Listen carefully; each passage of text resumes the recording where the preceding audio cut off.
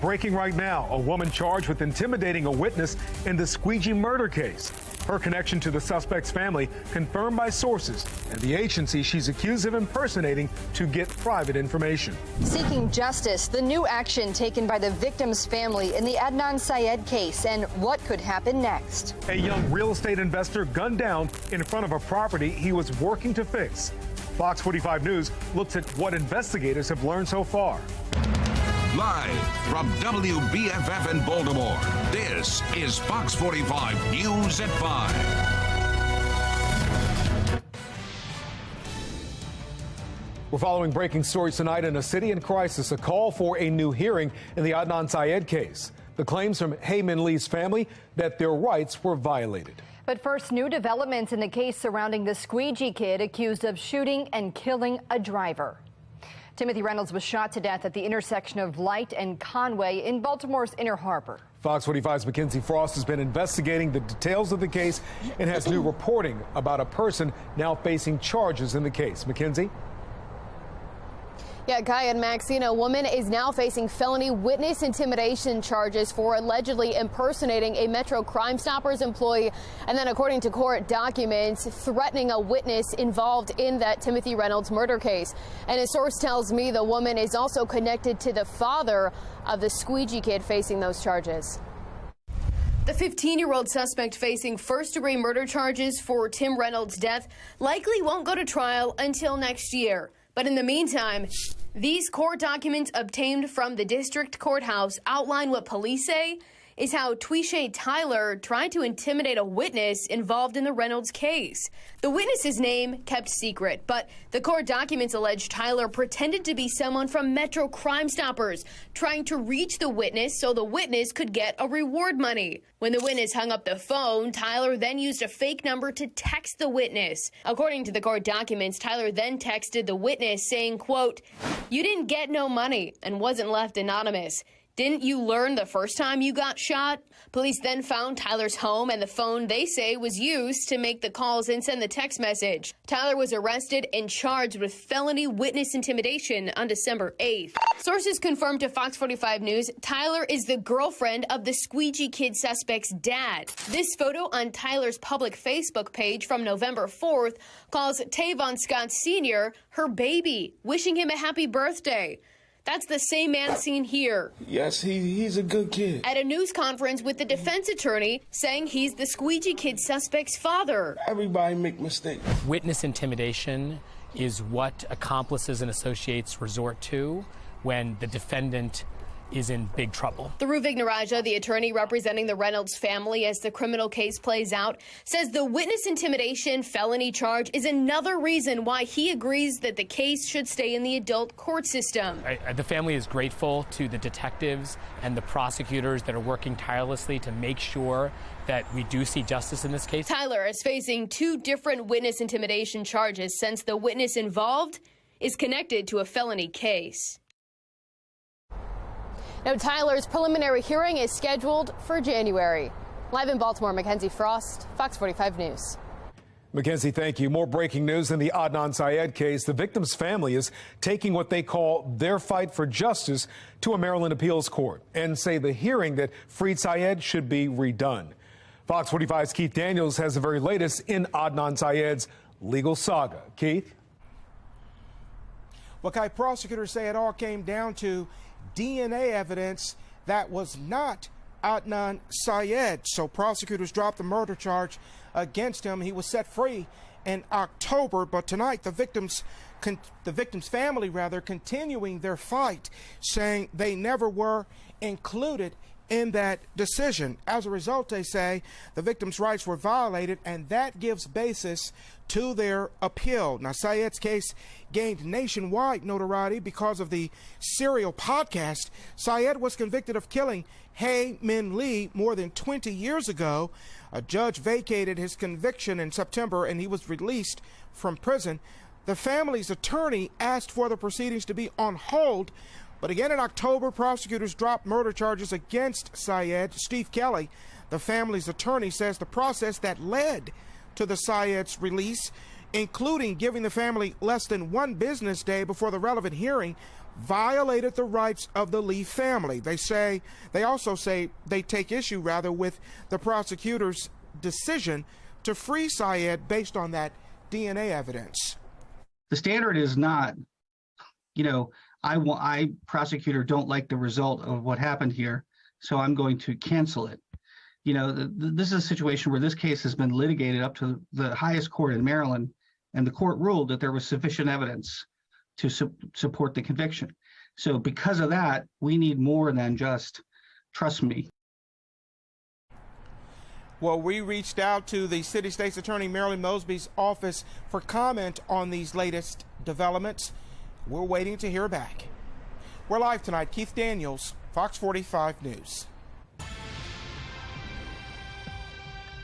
Baltimore police are investigating a shooting in northwest Baltimore. Officers and crime scene tape blocking off the intersection of Reisterstown Road and Woodland Avenue this afternoon. At the scene, it appeared a car's window had been shot out. We're still waiting to learn more about the details of this incident, so stick with us here on air and on our website at foxbaltimore.com for any updates. As we're waiting for details on that incident, violent crime data shows the city isn't making progress in stopping violence. This year, there have been 317 people killed in the city. That's the same number as this time last year.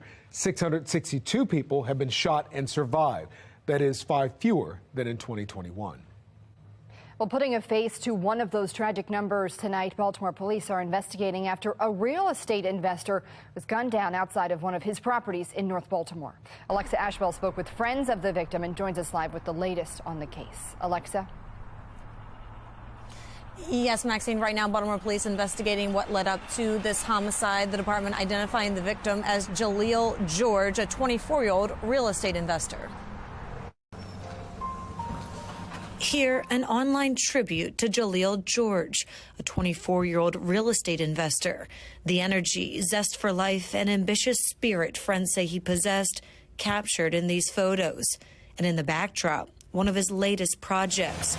Friends confirming George and his business partner, owners of Limitless Real Estate, had recently purchased and have been in the process of revitalizing this home here in North Baltimore's Green Spring community.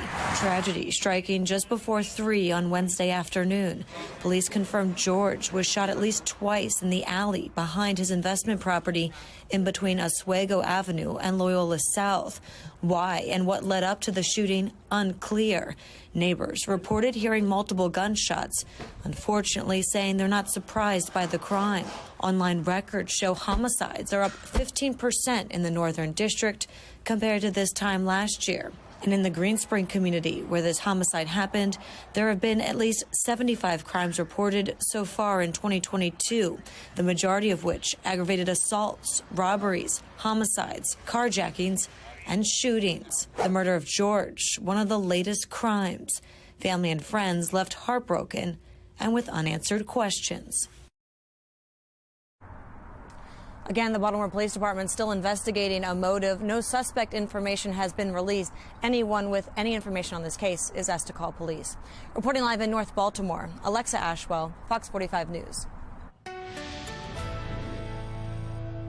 It's been a nice and dry day, and finally we had some sunshine after a few cloudy and rainy days, but we do have more rain as we head into the weekend. Currently, we sit at 43 with nice and clear skies. It feels a little cooler, like 39, so if you're heading out anywhere tonight, you will want the layers. Across the state, we're seeing temperatures mainly in the 40s. California, Maryland, actually the low spot on the map at 37 right now. We're nice and clear, and we stay mostly clear overnight. And that means we're getting very cold. Temperatures fall to the 20s and the 30s. Many of us waking up to below freezing temperatures. Then as we head into the afternoon, the cool trend continues. We reach 46 and we stay dry throughout the day. But the next weather maker follows on Sunday, 47 with the chance for showers. But by Monday, we're still in the 40s, so a little bit cooler. But we are staying dry as we start up the work week. This is what we're watching. We stay mostly quiet and clear overnight and into the morning. Then by the afternoon, more clouds start to move across parts of the state. Those clouds linger overnight, and there could be a couple of isolated showers. As we head into the morning, there's a better chance for scattered showers across the state. Expect these continuing off and on into the afternoon, all ahead of a cold front. That's going to be our next weather maker, and it will leave us with dry weather by Monday. 31 for the low temperature with mostly clear skies. Then tomorrow, temperatures stay below average. We only reach 46. We'll have clouds continuing to increase throughout the afternoon. And then by the night, expect mostly cloudy conditions as we prepare for the weather maker on Sunday. Expect scattered showers throughout the day with temperatures around 47. We stay about that same temperature on Monday. And on Tuesday, the sunshine finally returns. After that, we enter an unsettled pattern by the middle of the week. There's the chance for a few stray showers on Wednesday, temperatures then in the 40s. We'll have to watch overnight for any precipitation, especially with temperatures close to freezing. By Thursday, we're looking at rain. Then as we head into Friday, we start to dry out moving into the weekend. Back to you. Well, Heyman Lee's family calling for a new hearing in the Adnan Syed case. We're talking with their attorney who says victims' rights were violated. And holiday cheer, kids who need it the most, checking in on how many toys you helped provide for families in need this holiday season.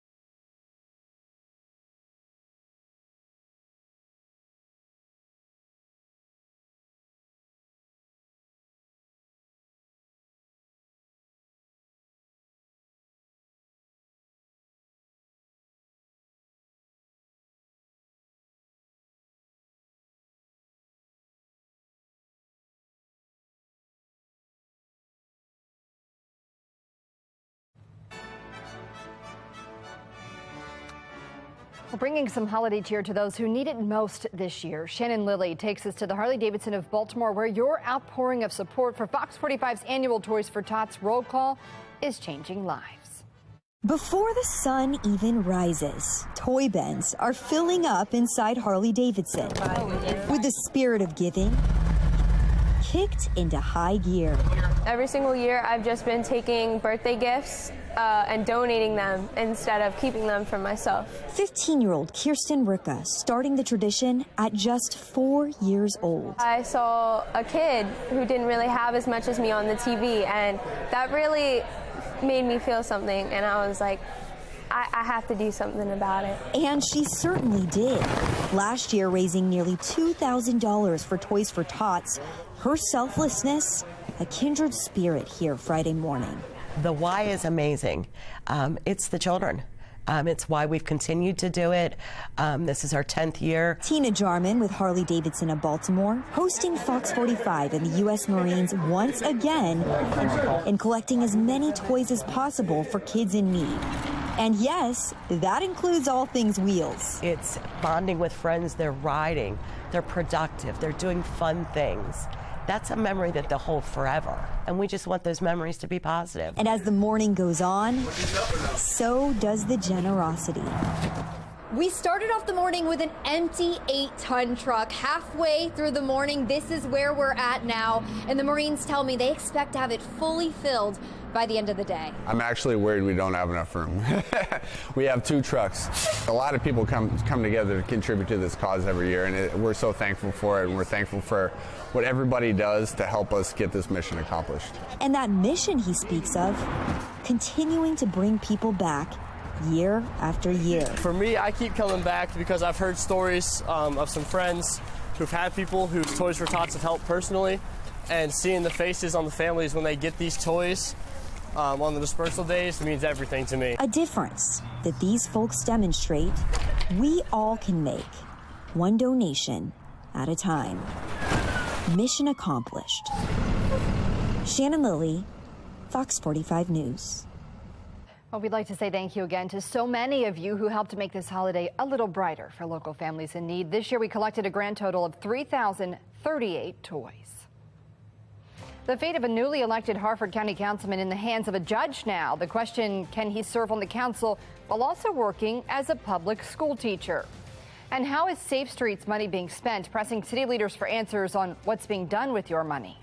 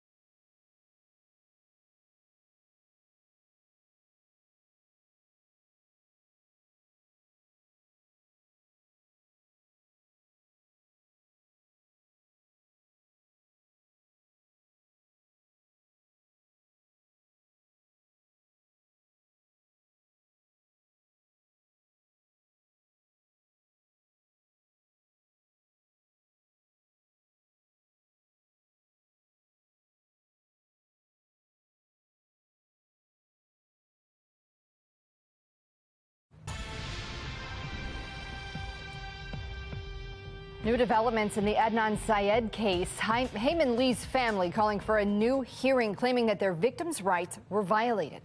Syed was convicted of killing Heyman Lee more than 20 years ago, but in September, Syed was freed from prison when a judge vacated that conviction. The attorney for Lee's family, Stephen Kelly, joins us live right now. Mr. Kelly, thank you for joining us. Thanks for having me. In the new filing, you say the victims' rights were violated. Can you explain why you believe that was the case?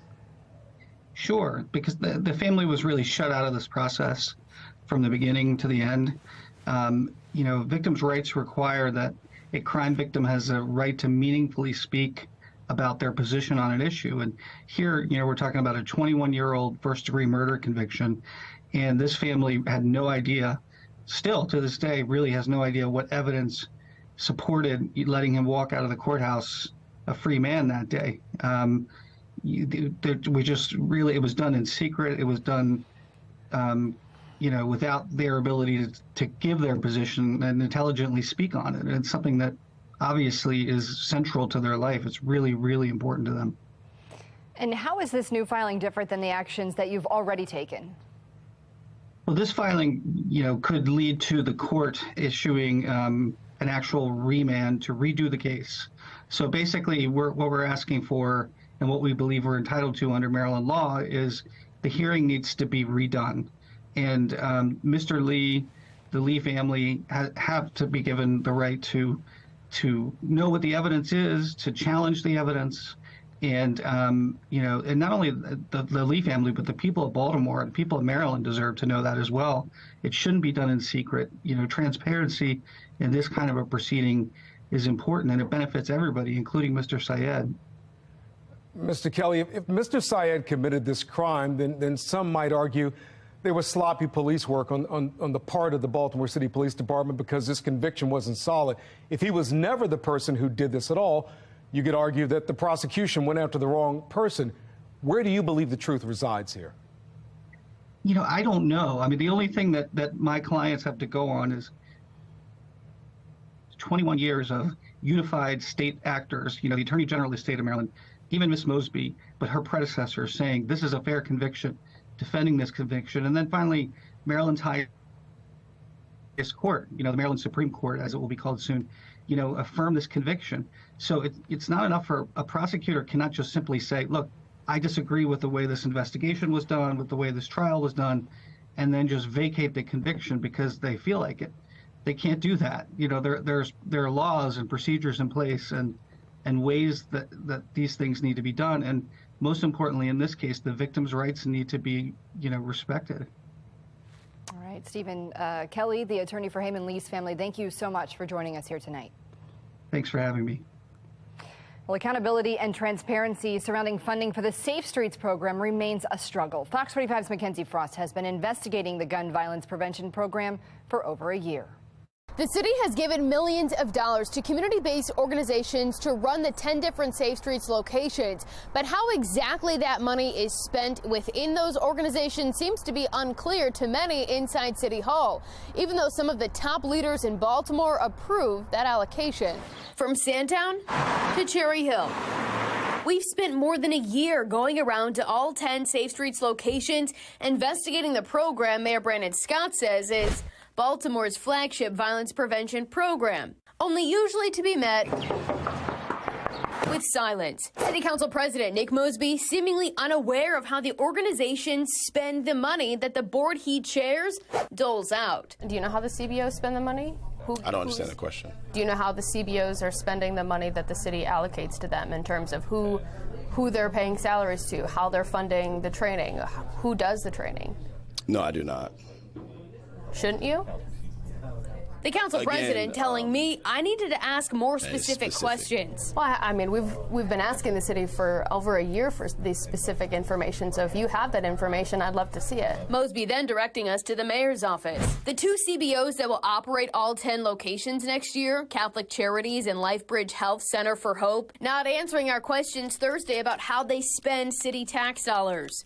We sent all the members of the city council questions Friday, asking, do you know how the money is being spent by the CBOs?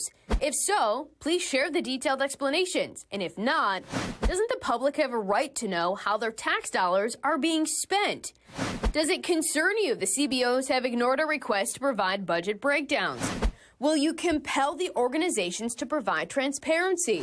Why isn't this information being shared with the public? What's being hidden? Every single elected leader has refused to answer these questions for months, and this time, no different. We also sent Mayor Brandon Scott the questions. A spokesperson for the agency implementing Safe Streets, the mayor's Office of Neighborhood Safety and Engagement, pointed us to this April report, which does outline a generic organizational chart for the various locations. It also details salary ranges from $40,000 to $60,000, but Monzi not sharing the specific salaries for each job title within the Safe Streets structure. An academic study of the effectiveness of the program has been complete, and Shantae Jackson, the director of Monzi, says the results will be shared publicly soon. Safe Streets will be reported on from an external evaluator sometime in the next 60 days or so. That April internal report of Safe Streets proved what FOX45 News had been reporting for months. The effectiveness of the anti-violence efforts is inconclusive, while the city doubles down on the plan. Monzi's director, Shantae Jackson, has refused to sit down with us for an interview to talk about the Safe Streets program. If that changes, we're more than willing to make that happen. In Baltimore, Mackenzie Frost, Fox 45 News. This story is the focus of our question of the day. Should the public have the right to know how their tax dollars are being spent?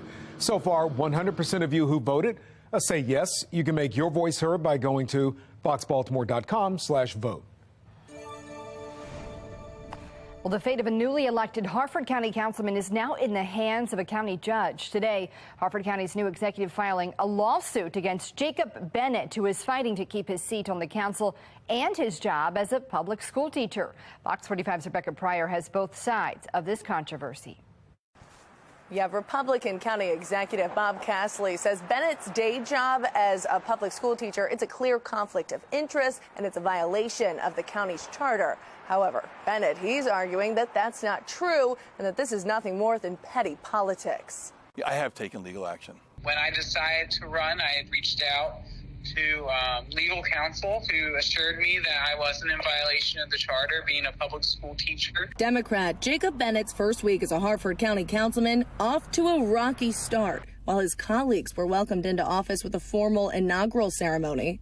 On this side, we have Bennett was notably absent. Instead, he was sworn in privately, leaving him off the list, a call made by Harford County Executive Bob Castley. All I've asked Mr. Bennett is just pick which master. You want to be a teacher in Harford County Public Schools, or do you want to be provide oversight on the Harford County Board of Education? Castley is among those who believe Bennett's job as a public school teacher breaks Section 207 of the Harford County Charter, banning people with county or state jobs from serving on the council. The major thing that the board does is monitor and provide oversight. But if he's doing that while his boss on the Board of Education, who's responsible for his assignments, his pay, his promotions, is sitting on the other side of the fence, you can't do that. But Bennett argues he's not the first educator who's been elected to local office, and he won't be the last. His lawyer issuing this statement, which reads in part, quote, "The county council does not employ teachers, it does not set their salaries, and does not set their terms of employment.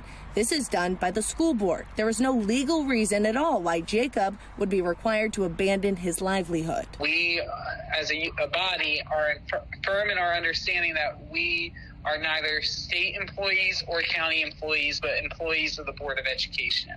And we have a constitutional right as educators to hold public office. The debate and Bennett's fate now in the hands of a circuit court judge. Thursday, Castley filing this complaint, requesting Bennett be forced to leave his day job or be removed from council pursuant to charter. This is me taking seriously the oath I took to uphold the charter. I have not had a conversation with Bob Castley about this matter. That's something that I look forward to doing. Now the council's meet 321. The council has a meeting next Tuesday. At this point, Bennett says he still plans to attend. Reporting in Harford County, Rebecca Pryor, Fox 45 News. New tonight, police are looking for a man who allegedly threatened someone with a knife during a hit and run. And Arundel County police say this happened just after 3:30 near Mill Swamp and Muddy Creek Road. That's in Edgewater. Police say two pickup trucks collided as they were trying to pass each other. One driver apparently got out and threatened to stab the other driver before speeding away. The suspect was driving a black Chevy truck. Anyone with information should contact Anne Arundel County Police. Maryland State Police are investigating two fatal shootings in Dorchester County. Around 7:15 last night, officers responded to a scene in Cambridge where a 24-year-old was killed. Investigators believe he was shot during a robbery. Just hours later at 10 o'clock, they responded to a second shooting where a 69-year-old man had been killed. Maryland State Police and local officials are investigating. Anyone with information is asked to call police. And back in Baltimore City now, an arrest in an attempted murder from over 2 years ago. Baltimore police arresting 25-year-old Clarence Temple just over a week ago. Investigators believe that Temple shot a 29-year-old man during a robbery on Frederick Avenue back in early January of 2020. He has been charged with attempted murder. I'm Angela Brown in Washington, D.C. No gas appliances, all electric buildings. The latest community banning natural gas and the backlash next. And it's going to be a cold night. Temperatures fall to the low 30s. We start with below freezing temperatures and we stay on the cool side tomorrow. I'll let you know how long the cool trend lasts and when to expect the next weather maker coming up in my full forecast.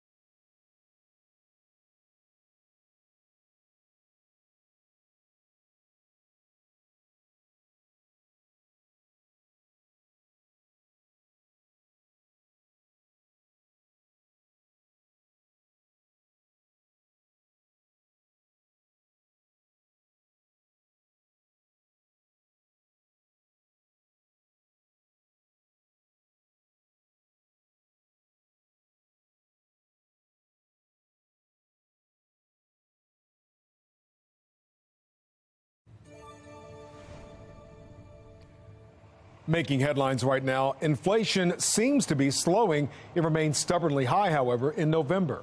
Reports show the price of wholesale goods, which translates to how much it costs stores to stock their supply, rose more than 7.4% in November compared to a year earlier.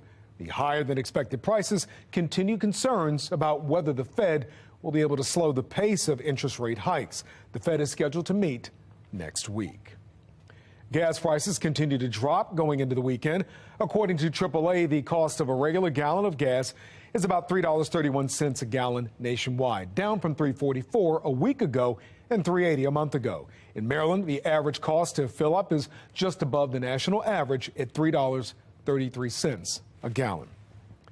Right now, there's pushback growing as the list of communities moving to ban natural gas grows. Maryland's largest county just banned natural gas in new buildings. The National Desk, Angela Brown, explains.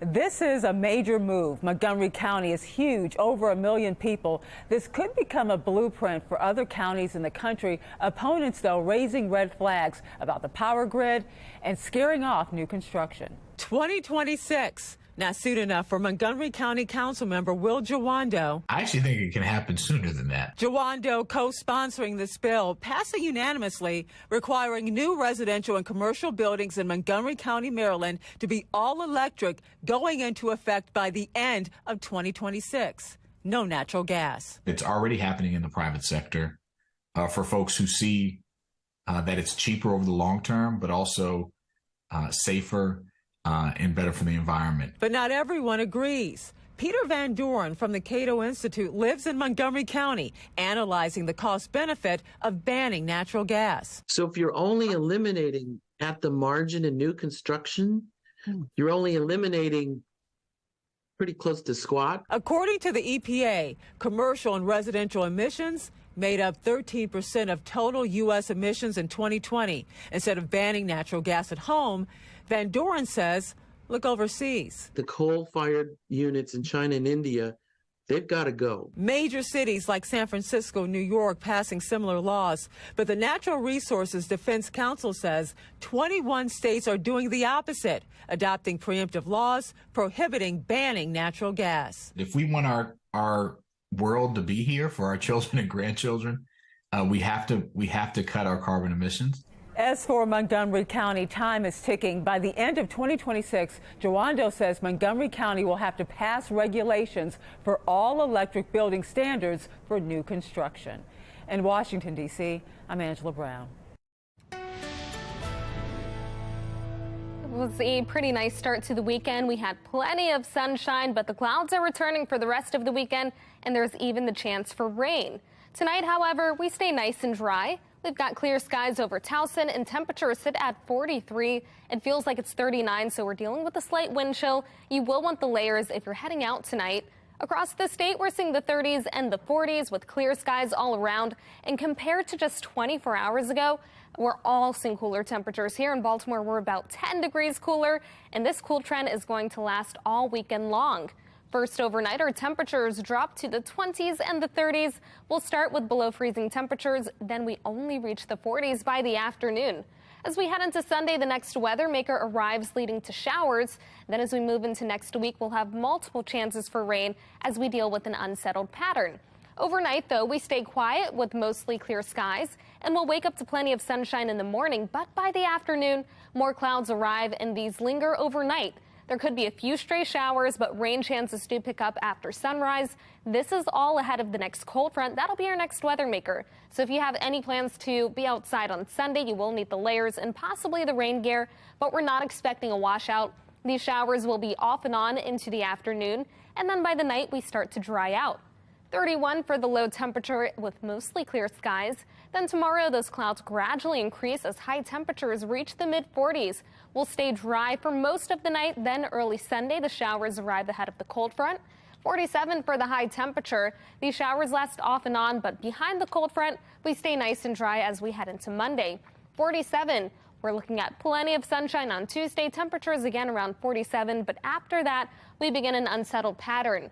There's the chance for a few stray showers on Wednesday, and it will be much cooler. We're talking 42 for the high temperature.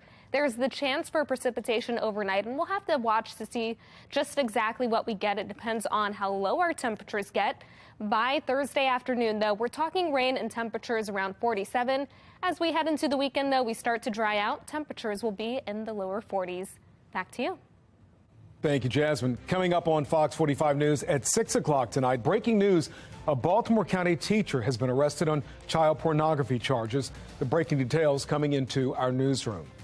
And the Ravens take on the Steelers this Sunday in Pittsburgh. Tough place to play.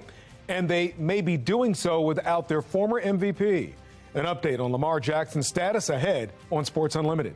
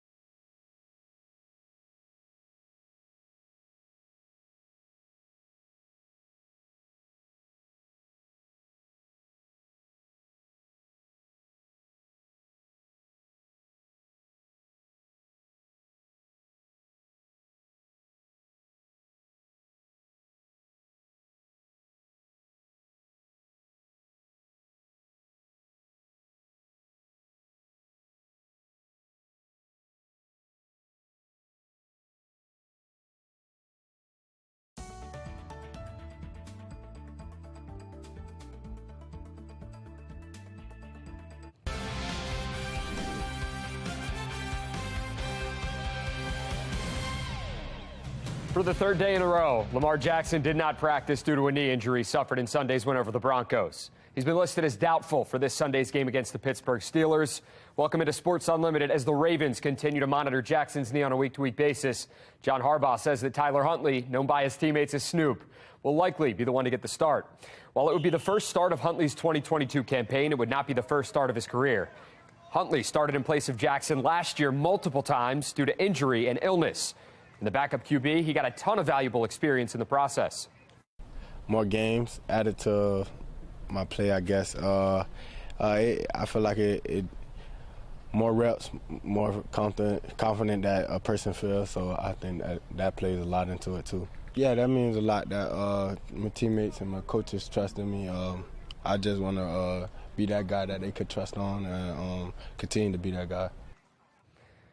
As for the offensive line, the Ravens' offensive line has been banged up all week long, especially Kevin Zeitler. He's questionable with a knee injury, as is Patrick McCary. He's got a toe issue. Ronnie Stanley did not practice today, but that was due to rest. And he did not have an injury designation for Sunday's game, which is great news for the offense that will likely have its starting left tackle back for the Pittsburgh game. Coming up tonight, two absolute thrillers in the World Cup. Highlights from those two games, plus we're talking more Steelers-Ravens when Sports Unlimited returns. And it was a nice and quiet start to the weekend. We had plenty of sunshine, but clouds are returning for the rest of the weekend. First overnight, temperatures fall to the 20s and 30s, so you're looking at a cold start to Saturday morning, but no hazards. You've got the green light. Then by the afternoon, more clouds arrive. Still, though, it'll be pretty mild. You have the green light again. But as we head into Sunday, you have the yellow light. We get ready for the next weather maker. There could be a few spotty showers as we start the morning. Then the rain continues into the afternoon. It'll be off and on, so we're not looking at a complete washout. But this is all ahead of the next cold front. That will result in dry air behind it, and that leads us into the upcoming work week. But we are talking several chances for rain after that. I'll let you know what else you can expect for the weekend and when to expect the next chance for rain coming up in about 20 minutes. Back to you. All right, Jasmine, thank you. Coming up on Fox 45 News at 6 o'clock, the family of Heyman Lee is fighting the release of Adnan Syed, what the family attorney says they want. And what we're learning about a woman facing charges in the trial of the squeegee teen charged with shooting and killing a Baltimore driver.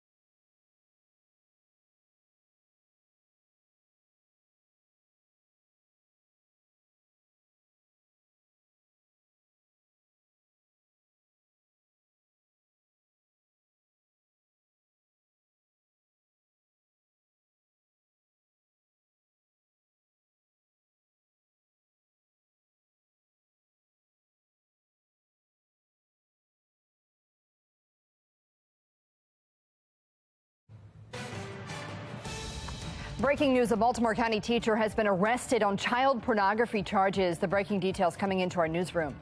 And also breaking tonight, the family of Heyman Lee is fighting the release of Adnan Syed, the new move in court. Witness intimidation is what accomplices and associates resort to when the defendant is in big trouble. And a story you're seeing first on Fox tonight, why a woman is facing intimidation charges after a squeegee teen is charged with shooting and killing a Baltimore driver. Live from WBFF in Baltimore, this is Fox 45 News at 6. Good evening, everyone. I'm Maxine Stryker. The Fox 45 News at 6 o'clock starts right now with the exclusive Fox Track, your Baltimore Minute. These court documents obtained from the district courthouse outline what police say is how Twishay Tyler tried to intimidate a witness involved in the Reynolds case. Sources confirmed to Fox 45 News Tyler is the girlfriend of the squeegee kid suspect's dad. Witness intimidation is what accomplices and associates resort to when the defendant is in big trouble. We saw signs like this one, praising the hard work of healthcare workers and nurses outside nearly every hospital during the pandemic. Officials say now those same heroes are dealing with more overflow of patients. The combination of surging flu, RSV, and COVID-19 cases is pushing hospitals past their current ICU bed capacity, which never happened during the darkest days of our COVID-19 pandemic in Oregon. Legal action's been taken against a newly elected Harford County executive, and it's over his day job. I'm Rebecca Pryor, and coming up, I'll explain why. Yeah, I have taken legal action. When I decided to run, I had reached out to legal counsel who assured me that I wasn't in violation of the charter, being a public school teacher.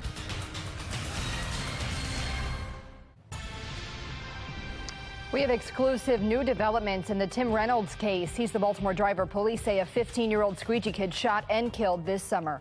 Fox 45 News is now learning a woman is facing charges for intimidating a witness in the case. As Mackenzie Frost reports, that woman is tied to the father of the teenager charged. A woman is now facing felony witness intimidation charges for allegedly impersonating a Metro Crime Stoppers employee and then threatening a witness involved in the Timothy Reynolds murder case. A source tells me that the woman now facing those charges is connected to the dad of the squeegee kid defendant. The 15-year-old suspect facing first-degree murder charges for Tim Reynolds' death likely won't go to trial until next year. But in the meantime, these court documents obtained from the district courthouse outline what police say is how Twishay Tyler tried to intimidate a witness involved in the Reynolds case. The witness's name kept secret, but the court documents allege Tyler pretended to be someone from Metro Crime Stoppers, trying to reach the witness so the witness could get a reward money. When the witness hung up the phone, Tyler then used a fake number to text the witness. According to the court documents, Tyler then texted the witness saying, quote, "You didn't get no money," and wasn't left anonymous. "Didn't you learn the first time you got shot?" Police then found Tyler's home and the phone they say was used to make the calls and send the text message. Tyler was arrested and charged with felony witness intimidation on December 8th. Sources confirmed to Fox 45 News Tyler is the girlfriend of the squeegee kid suspect's dad. This photo on Tyler's public Facebook page from November 4th calls Tavon Scott Sr. her baby, wishing him a happy birthday. That's the same man seen here. Yes, he's a good kid. At a news conference with the defense attorney saying he's the squeegee kid suspect's father. Everybody make mistakes. Witness intimidation is what accomplices and associates resort to when the defendant is in big trouble. Dhruv Vignaraja, the attorney representing the Reynolds family as the criminal case plays out, says the witness intimidation felony charge is another reason why he agrees that the case should stay in the adult court system. The family is grateful to the detectives and the prosecutors that are working tirelessly to make sure that we do see justice in this case. Tyler is facing 2 different witness intimidation charges since the witness involved is connected to a felony case. I reached out to Warren Brown, who's one of the defense attorneys for that squeegee kid facing the first-degree murder charges. He tells me he did not know anything about this latest development involving the woman now facing the witness intimidation charges. Meanwhile, that woman is set to be back in court in January. In Baltimore, Mackenzie Frost, Fox 45 News. Well, the death of Tim Reynolds led to the city coming up with a new plan to address kids who squeegee. That plan is set to go into effect next year. Now, it involved providing the kids with education and work opportunities. The kids will be earning an hourly wage. The city is also barring them from squeegeeing at some intersections. Now, a Fox 45 News alert in 3, 2, 1. Breaking news right now. Baltimore police are investigating a shooting in northwest Baltimore. This is what we know. Officers in crime scene tape blocking off the intersection of Reisterstown Road and Woodland Avenue this afternoon. At the scene, it appeared a car's window had been shot out. So far, police haven't released any specific information. Our newsroom is working right now to get you some updates. Meantime, as we're waiting for details on that incident, violent crime data shows the city isn't making a lot of progress in stopping violence in Baltimore.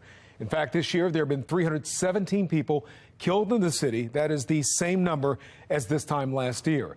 662 people have been shot and survived in Baltimore. That is 5 fewer than in 2021.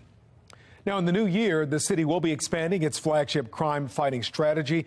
It is their hope that will make a bigger dent in fighting crime. Maxine? Thank you, Kai. Well, taking a look now at that Fox box. Top left, WNBA star Brittany Griner is back home. She touched down this morning in San Antonio. Griner had been in a Russian custody since February after cannabis oil was found in her luggage at a Moscow airport. Top right, a former Minneapolis officer charged in the death of George Floyd is sentenced to 3.5 years in prison. J. Alexander Krug assisted in the arrest of Floyd. Bottom left, federal data indicates that an oil spill in northeastern Kansas this week is the biggest in the history of the Keystone Pipeline. We don't know what caused 14,000 barrels of oil to spill. The pipeline carries oil from Canada to the Texas Gulf Coast. And there on the bottom right, Arizona Senator Kristen Sinema has left the Democratic Party. She says she's now a registered independent to remove herself from partisan structure. And here's a look at today's top trending stories. Number one, the family of Heyman Lee is fighting the release of Adnan Syed, the man featured in the hit podcast Serial. The family has petitioned the Maryland Court of Special Appeals to open a new hearing. They claim the state's attorney only gave them a 1 business day heads up before the hearing that vacated Syed's conviction. The family attorney joined us live just moments ago. A prosecutor cannot just simply say, look, I disagree with the way this investigation was done, with the way this trial was done, and then just vacate the conviction because they feel like it. They can't do that. You know, there are laws and procedures in place and ways that these things need to be done. And most importantly, in this case, the victim's rights need to be, respected. Well, we reached out to City State's Attorney Marilyn Mosby's office for comment about these latest developments. We are waiting to hear back. Number two, state police are investigating 2 deadly shootings in Dorchester County. Just after 7:15 last night, officers responded to a scene in Cambridge on the Eastern Shore where a 24-year-old had been killed. Investigators believe he was shot during a robbery. Then just hours later at 10 p.m., they responded to a second shooting where a 69-year-old man had been killed. Maryland State Police and local officials are investigating both cases, and anyone with information is asked to contact them. And developing tonight, the fate of a newly elected Harford County councilman is now in the hands of a county judge. Today, Harford County's new executive filing a lawsuit against Jacob Bennett, who is fighting to keep his seat on the council and his job as a public school teacher. Fox 45's Rebecca Pryor has both sides of the controversy. Yeah, Republican County Executive Bob Castley says Bennett's day job as a public school teacher, it's a clear conflict of interest and it's a violation of the county's charter. However, Bennett, he's arguing that that's not true and that this is nothing more than petty politics. Yeah, I have taken legal action. When I decided to run, I had reached out to legal counsel who assured me that I wasn't in violation of the charter being a public school teacher. Democrat Jacob Bennett's first week as a Harford County councilman off to a rocky start, while his colleagues were welcomed into office with a formal inaugural ceremony.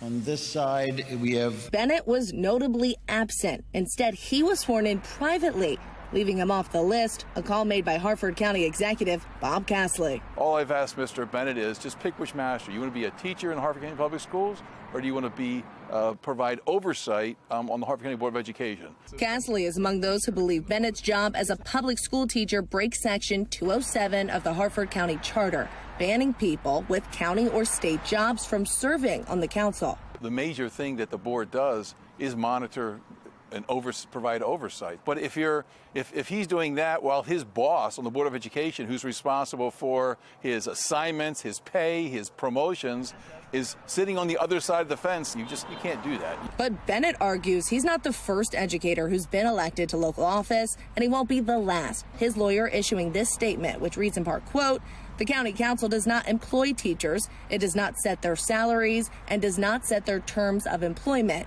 This is done by the school board. There is no legal reason at all why Jacob would be required to abandon his livelihood." We, as a body, are firm in our understanding that we are neither state employees or county employees, but employees of the Board of Education. And we have a constitutional right as educators to hold public office. The debate and Bennett's fate now in the hands of a circuit court judge. Thursday, Castley filing this complaint requesting Bennett be forced to leave his day job or be removed from council pursuant to charter. This is me taking seriously the oath I took to uphold the charter. I have not had conversation with Bob Castley about this matter. That's something that I look forward to doing. The council has a meeting next Tuesday. At this point, Bennett says he still plans to attend. Reporting in Harford County, Rebecca Pryor, Fox 45 News. Be the first to know about breaking news by signing up for News on the Go. Go to foxbaltimore.com and click on Mobile Alert Sign Up underneath the station tab. Breaking news, a Baltimore County teacher has been arrested on child pornography charges. What we're learning about the arts teacher in Essex. Detroit's school system votes to remove Dr. Ben Carson's name from a public high school.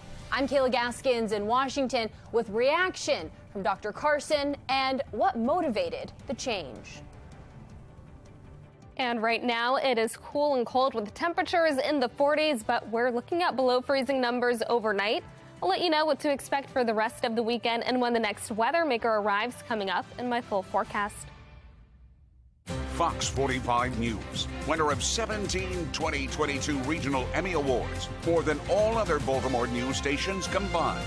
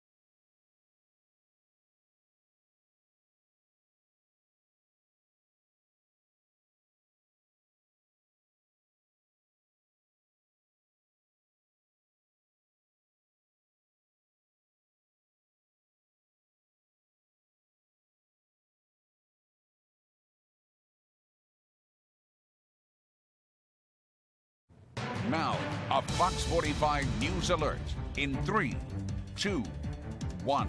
We have breaking news to report to you right now. An arts teacher with Baltimore County Public Schools has been arrested on child pornography charges. 49-year-old Craig Klontz is facing 5 counts of child pornography. He's a teacher at Stimmers Run Middle School in Essex. According to a letter sent to parents, he used to be an art teacher at Catonsville Middle School and has been with the school system since last year. Police say at this time they do not believe any of the images they've recorded are of any Baltimore County school students, but they are asking students and parents to come forward if they have any information pertinent to this case. Right now, Klontz is being held without bond. He's been placed on administrative leave. Maxine? Well, Detroit Public Schools will remove Ben Carson's name from one of their high schools after the school board voted in favor of the measure. National correspondent Kayla Gaskins joins us from Washington with reaction from Dr. Carson. Dr. Ben Carson's name will be scrubbed from a Detroit public high school after the school board voted in favor of removal last month.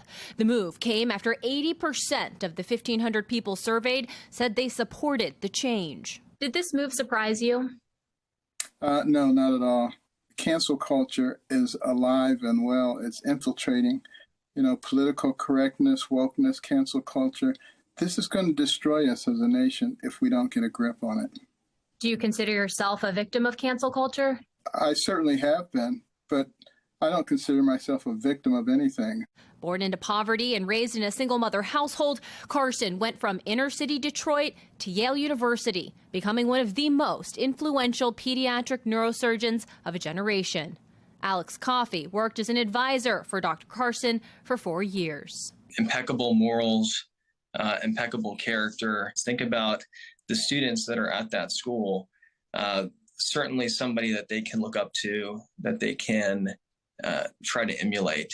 He's a great example for our country. In the wake of the police killing of George Floyd in 2020, a racial reckoning that led to many schools, buildings, and roads being renamed. Robert E. Lee High School in Springfield, Virginia, renamed after prominent African-American Democratic congressman and civil rights hero, John Lewis. It's not right, not fair, not just. Say something, do something. But righting historical wrongs is not behind the namesake for Dr. Ben Carson High School. Do you think that your role in the Trump administration had anything to do with this decision? Yeah, it had everything to do with it. Carson's team tells me there are no plans for further action in regards to the name change. And although the move saddens him, he wants the focus moving forward to be on the students. In Washington, I'm Kayla Gaskins. Well, former HUD Secretary Ben Carson, he currently sits on the board of directors of Sinclair Broadcast Group, which owns Fox 45.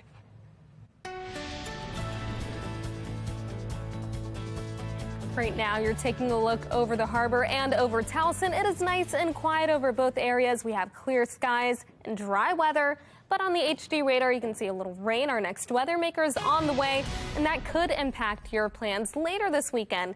Tonight, however, we stay quiet and cold. Currently, we sit at 43 with a wind chill of 40 degrees. That number will continue to drop overnight to the 30s and possibly even the 20s. Temperatures across the state right now are in the 30s and the lower 40s. As we take a look just 24 hours ago, many of us saw warmer temperatures. So right now it is cooler, around 8 to 10 degrees cooler for most of us. That's a sign that we're dealing with a cool pattern, and it does continue overnight. Temperatures will go from the 40s to the 20s and the 30s. Many of us will start the day with below freezing temperatures, and then by the afternoon, we stay below average, only reaching the 40s. As we head into Sunday, we stay in the 40s. The next weather maker arrives, and that leads to showers, which could impact your plans. Then next week, we'll have multiple chances for rain as we deal with an unsettled pattern. Overnight, we stay mostly clear, and we'll wake up to plenty of sunshine. Not too bad of a start to the day. It'll just be cold. But then by the afternoon, more clouds move in. This is all ahead of that weather maker. That'll be a cold front. It could lead to a couple of stray showers early in the morning on Sunday. But then after sunrise, the rain chances pick up. So we're looking at scattered showers throughout the day. We're not expecting a washout, so some people actually stay dry. However, if you have plans to be outside, just keep watch on the radar. The rain clears out by Sunday night, and then as we start the work week, we stay dry. So 31 for the low temperature with mostly clear skies. Then tomorrow, temperatures will be in the 30s to start off, and we reach the mid-40s by the afternoon. That's below average. So if you're still putting up Christmas decorations or picking out a Christmas tree, tomorrow looks like the best day to do that. Just remember the layers. Then on Sunday, we have that chance for rain. Coming up, I'll have a look at the exclusive 10-day forecast and what you can expect for the rest of the weekend and next week. Back to you. Weather Window, presented by the National Weather Desk. Oh! That's meteorologist Nick Stewart's excited reaction to thundersnow he just witnessed in Charles City, Iowa. It's a rare and dramatic phenomenon, especially in the plains. You need warm, moist air rising toward a cold air mass, creating instability. The lightning is easy to see, but the snow can sometimes muffle the thunder sounds. It's certainly an experience to savor. What?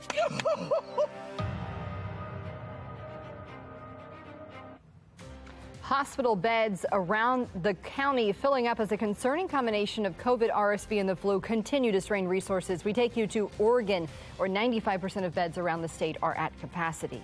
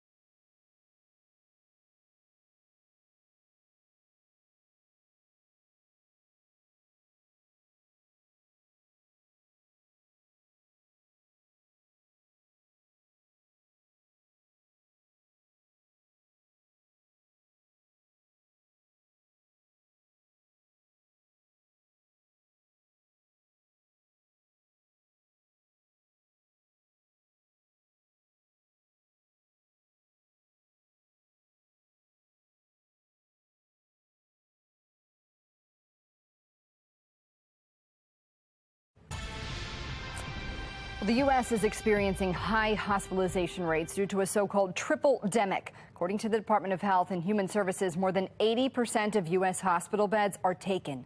The state of Oregon is in dire need, with beds at 95% capacity.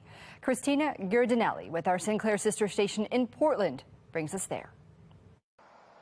We saw signs like this one, praising the hard work of healthcare workers and nurses outside nearly every hospital during the pandemic. Officials say now those same heroes are dealing with more overflow of patients. Dean Seidliger is the state's health officer and epidemiologist. The combination of surging flu, RSV, and COVID-19 cases is pushing hospitals past their current ICU bed capacity, which never happened during the darkest days of our COVID-19 pandemic in Oregon. Oregon Governor Kate Brown has allowed the spending of up to $25 million to bring in out-of-state hospital workers. Nurses tell me this will help, but they want more resources to help them deal with the workload they already have. Matt Calcia is a nurse and member of the Oregon Nurses Association. We need to keep them at the bedside, so we should see some investment in incentives for working extra, incentives for working in crisis standards of care. Calcia says nurses want the National Guard to be sent in to help with answering phones, transporting patients, and other administrative tasks that fall on them.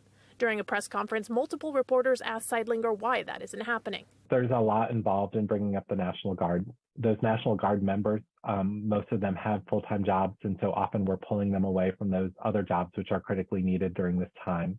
There's also the need to do training and orientation and things so they can help out in these situations. I'm going to go back to my previous question and my colleague's question because I don't feel like either were fully answered. We've talked a lot about supporting hospital staff.